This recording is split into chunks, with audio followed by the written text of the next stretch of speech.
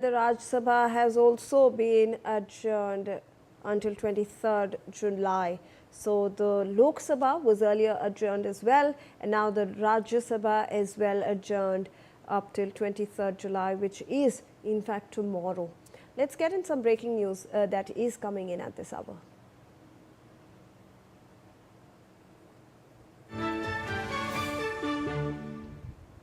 Defence Minister Rajnath Singh has accused a few people of attempting to use the students and the youth of the country as a political tool.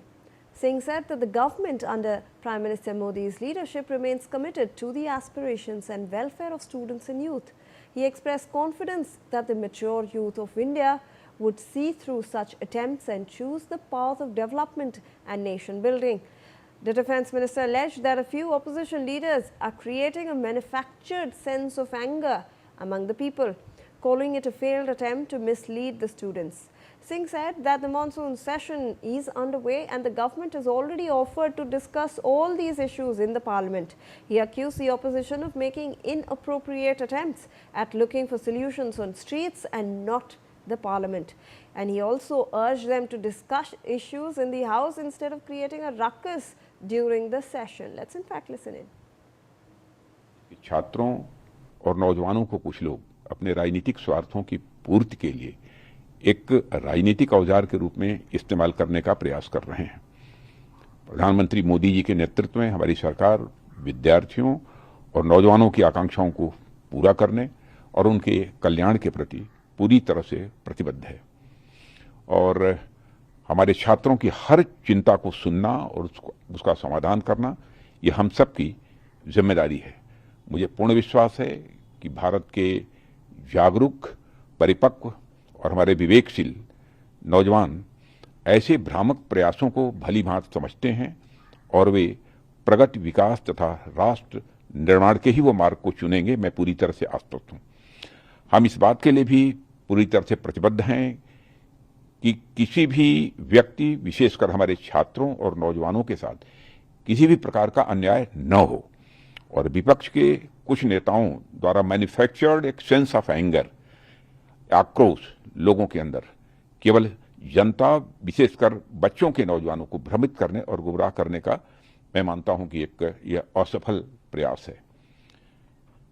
युवाओं की भावनाओं और उनकी चिंताओं के प्रति हम पूरी तरह से संवेदनशील हैं और यह संसद का सत्र इस समय चल रहा है। सरकार ने हर मुद्दे पर सार्थक बहस करने की भी बात की है और कई बार अपनी बात को दोहराया भी है, मगर विपक्ष संसद में नहीं बल्कि सड़क पर मुद्दों का समाधान करने का मैं मानता हूं अनुचित प्रयास कर रहा है और लोकतंत्र के मुद्दों पर चर्चा करने की जगह संसद भवन है, जहां विपक्ष अपनी बात कहने के लिए पूरी तरह से स्वतंत्र है।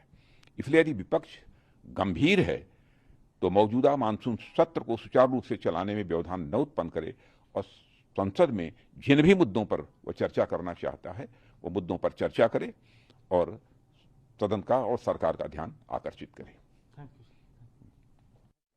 Let me in fact go across to my colleague Sanjay Sharma, who's joining us on this broadcast for more information on this statement as well. Sanjay, ये डिफेंस मिनिस्टर का स्टेटमेंट आ रहा है क्लियरली और वो कह रहे हैं कि हमारे जो यूथ हैं वो भटकने नहीं चाहिए और ये जो manufactured sense of anger create किया जा रहा है इसके बहकावे में नहीं आना चाहिए।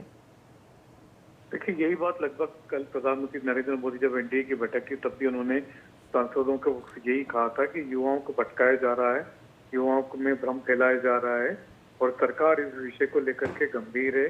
नीट के जितने दोषी हैं उन अपराधियों को सजा मिलेगी और सरकार बड़े से बड़ा वकील करके इनको कड़ी से कड़ी सजा दिलाएगी। कल प्रधानमंत्री नरेंद्र मोदी ने भी यही कहा था और रक्षा मंत्री राजनाथ सिंह भी लगभग उसी तरह की बात कर रहे हैं। लेकिन जो मामला है नीट पेपर लीक के बाद में छात्रों के आंदोलन का, ये मामला लगातार बड़ा बनता जा रहा है। इस मामले में पहले छात्र कूदे थे, फिर इसके बाद में कांग्रेस पार्टी कूदी और उसके बाद में अब पॉलिटिकल पार्टियां इसमें कूद गई। तो अब ये पूरा की पूरा जो आंदोलन है, छात्रों का जो आंदोलन था, वो पूरा राजनीतिक मोड़ ले चुका है, राजनीतिक रंग ले चुका है। तो ये देखना होगा कि अब इसमें राजनीति किस तरीके से चलती है, पार्लियामेंट के भीतर, पार्लियामेंट के बाहर। अब राजनीति ज्यादा हावी हो गई है, अब छात्र पीछे हो गए, नेता आ गया है।